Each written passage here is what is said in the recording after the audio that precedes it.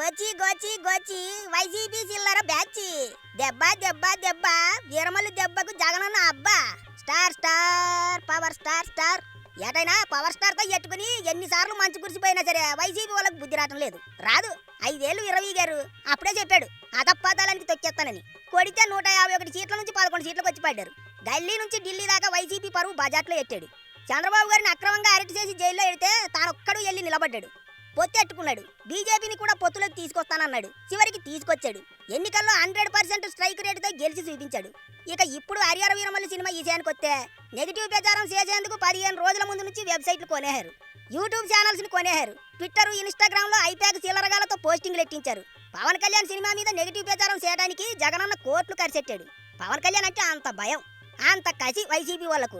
ఎందుకంటే వాళ్ళ బతుకును కుక్కలు చింపిన ఇత్తర్లా మార్చేయింది పవన్ కళ్యాణే కాబట్టి.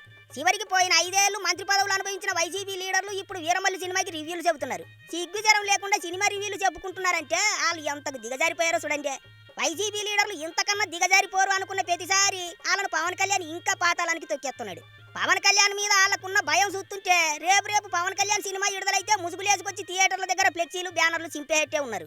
పవన్ కళ్యాణ్ వాళ్ళు చూడలేకపోతున్నారు. కళ్ళల్లో నిప్పులు పోసుకుంటున్నారు. కానీ వాళ్ళ ఏడుపులు పెడబొబ్బలే జనసేన పార్టీకి, పవన్ కళ్యాణ్కి దీవెనలు.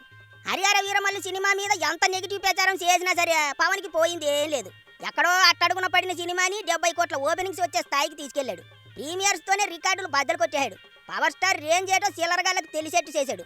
వైసీపీ వాళ్ళ బాయ్కాట్ వ్యవహారాలు పవన్ సినిమాని ఈక కూడా బీకలేకపోయాయి.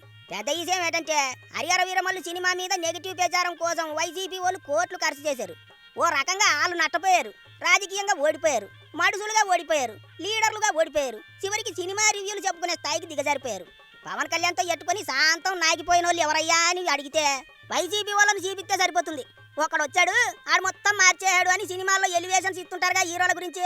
అట్లా వైసీపీ వాళ్ళు జీవితాంతం చెప్పుకుంటారు పవన్ కళ్యాణ్ గురించి. ఆడొచ్చాడ్రా మా బతుకు సాంకనేగించేయాడు అని.